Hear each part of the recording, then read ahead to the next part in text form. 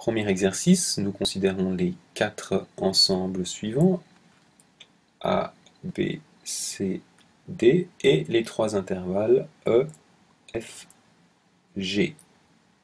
Première question, écrire E et F sous forme d'intervalles. B, donner des représentations graphiques des intervalles E, F et G. Alors, écrire E sous forme d'intervalle, l'ensemble, l'écriture ainsi, E est égal à l'ensemble des x, barre verticale telle que x est strictement plus grand que moins 2, plus petit ou égal à 6. Donc si l'on trace un repère ici représentant tous les nombres x avec une échelle, on voit que les nombres qui nous intéressent vont de moins 2 à 6 pour E, et pour F de 5 à 7, donc on va encore aller jusqu'à 9, et puis également dans les négatifs, etc. Donc le nombre E nous dit que nous souhaitons représenter tous les nombres allant de moins 2 non compris jusqu'à 6 compris. Donc de moins 2 jusqu'à 6, voilà tous les nombres qui vont de moins 2 jusqu'à 6.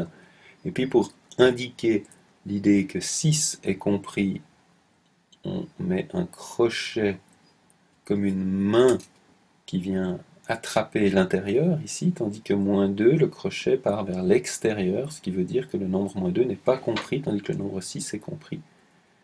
Donc voilà une façon de représenter l'intervalle E. En fait, vous aurez compris que j'ai traité les questions A et B simultanément, donc j'ai donné une représentation graphique de l'intervalle E, et son écriture, c'est simplement dire que nous allons de moins 2 jusqu'à 6, 6 est compris, mais moins 2 n'est pas compris. Voilà une autre façon d'écrire le nombre E, et ici je l'ai représenté. Maintenant, si je fais la même chose pour l'intervalle F, F lui va de 5 à 7. F va de 5 jusqu'à 7. Et 5 n'est pas compris, 7 n'est pas compris. Donc je vais, avec le même symbolisme, mettre un crochet extérieur sur le 5 et un crochet extérieur sur le 7. Et écrire F va de 5 à 7. 5 n'est pas compris, 7 n'est pas compris. G, maintenant, il me reste du bleu. G va de 2 à plus l'infini. G va de 2 jusqu'à... Alors évidemment, aller à l'infini c'est un peu difficile. Hein. Donc là, oups, je vais le refaire, je n'ai pas fait droit. Voilà, de 2 jusqu'à l'infini. Donc 2 est d'ores et déjà, le crochet est à l'intérieur, donc 2 est compris. Je me contente de recopier ici la même chose. Et puis pour indiquer que je ne m'arrête pas, de la même façon qu'on le faisait pour l'axe ici, on met une flèche comme ça qui veut dire que ça ne s'arrête jamais. Donc ici j'ai bien l'intervalle G, en rouge j'avais E, et en vert F. G est déjà écrit sous forme d'intervalle, je peux le remettre, G est égal à l'intervalle qui va de 2 jusqu'à plus l'infini. Exercice suivant. À nouveau, les ensembles A, B, C et D, E, F et G. Complétez les écritures suivantes. Alors, A, barre oblique verticale B, ce symbole-là se lit en mathématiques diff, et sa définition est qu'il s'agit de la différence entre A et B, c'est-à-dire que nous allons regarder tous les éléments qui sont dans A, mais qui ne sont pas dans B. Donc je pars des éléments qui sont dans A, 0, 2, 4, 6, et j'enlève ceux qui seraient éventuellement aussi dans B. Alors 1, je n'ai pas besoin de l'enlever, il n'y était pas. 2, ah oui, 2, je dois l'enlever. 3, il n'y était pas. 4, oui, je dois l'enlever. Qu'est-ce qui reste? Il reste 0 et 6. Donc je vais noter, il reste l'ensemble dans lequel il y a 0 et 6. Et puisqu'il s'agit d'une collection d'éléments d'un ensemble, je note avec des accolades. Deuxième exercice, on me demande de comprendre comment relier A et B pour que le résultat soit C. A est l'ensemble qui contient 0, 2, 4, 6, B 1, 2, 3, 4 et C 2 et 4. 0, 2, 4, 6, 1, 2, 3, 4, 2, 4. On se rend compte que 2, 4, finalement, ce sont les éléments qui sont à la fois dans A, 2 et 4 sont dans A, 2 et 4 sont dans B, 1 et 3 sont dans B mais pas dans A, 0 et 6 dans A mais pas dans B. Donc 2 et 4 sont les éléments, où C est la collection des éléments qui sont en même temps, simultanément, dans A et dans B. Ceci se note à l'aide de la notation intersection. Donc, ceci, c'est le symbole pour l'intersection, qui veut dire la collection, l'ensemble des éléments qui sont à la fois dans un ensemble et dans l'autre. Maintenant, si je regarde C et A, C c'est 2 et 4, A c'est 0, 2, 4, 6. Comment les relier? Ce que je peux observer, c'est que les éléments qui sont dans C sont aussi dans A. C'est-à-dire que, quelque part, d'une certaine façon, C est dans A. C'est en termes de notation ensembliste, ceci s'écrit avec le même symbole que précédemment, mais couché. C'est ce qu'on appelle une inclusion. L'inclusion signifie que tous les éléments de C sont dans A. A peut être plus grand, mais en tout cas tous ceux de C sont forcément dans A. Notation suivante, une espèce de grand U stylisé, comme ça. Celui-ci s'appelle l'union. Il signifie tous les éléments qui sont soit dans B, soit dans D. Une espèce de plus naïf. Donc c'est être dans B ou dans D. 1, 2, 3, 4.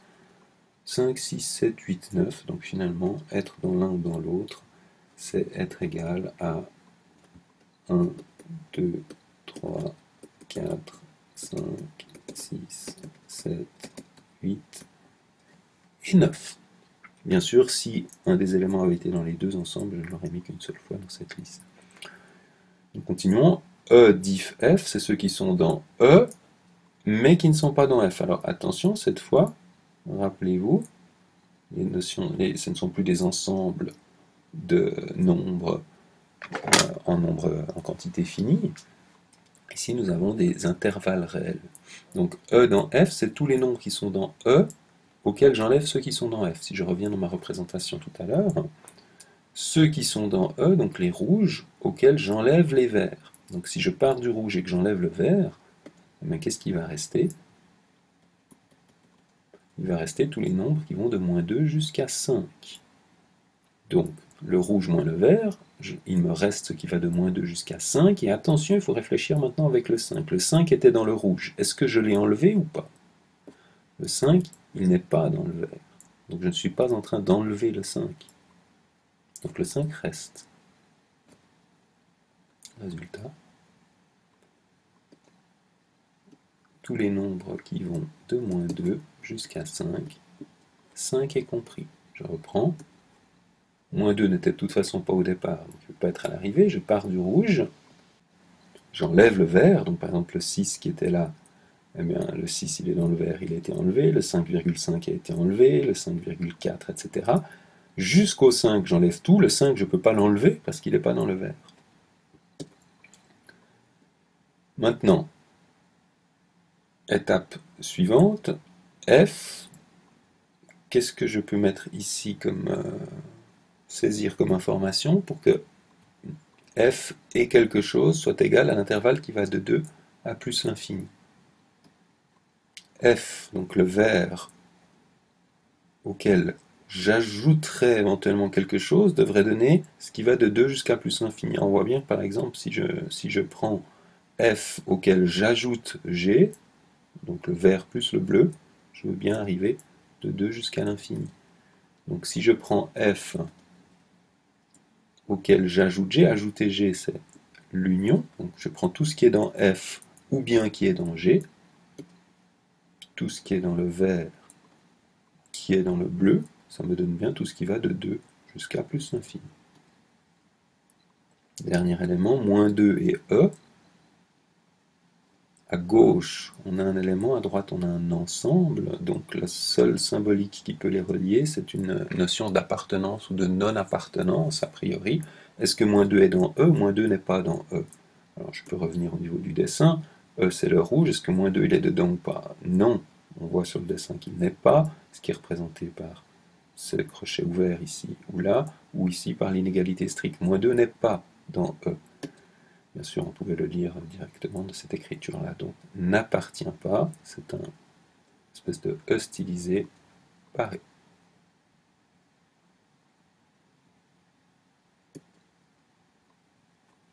On continue avec les notations ensemblistes. Z représente l'ensemble de tous les nombres entiers positifs ou négatifs. Q représente l'ensemble de tous les nombres rationnels. Pour rappel, nous avons les relations suivantes. Les nombres entiers naturels sont inclus dans les nombres entiers relatifs, positifs ou négatifs, qui eux-mêmes sont inclus dans les nombres rationnels, qui eux-mêmes sont inclus dans les nombres réels. Donc, l'ensemble des nombres entiers relatifs est inclus dans l'ensemble des nombres rationnels. Racine moins racine de 8, de nouveau, ici vous avez un ensemble et un ensemble, donc son notation qui relie les ensembles. Ici j'ai un élément et un ensemble, donc c'est appartient ou n'appartient pas. Moins 8, attention, ce n'est pas racine de moins 8, c'est moins racine de 8, donc moins racine de 8 est un nombre réel, il appartient à l'ensemble des nombres réels. 3,9 périodique est un nombre décimal à écriture décimale infinie périodique, c'est donc un nombre rationnel, il appartient au nombre rationnel.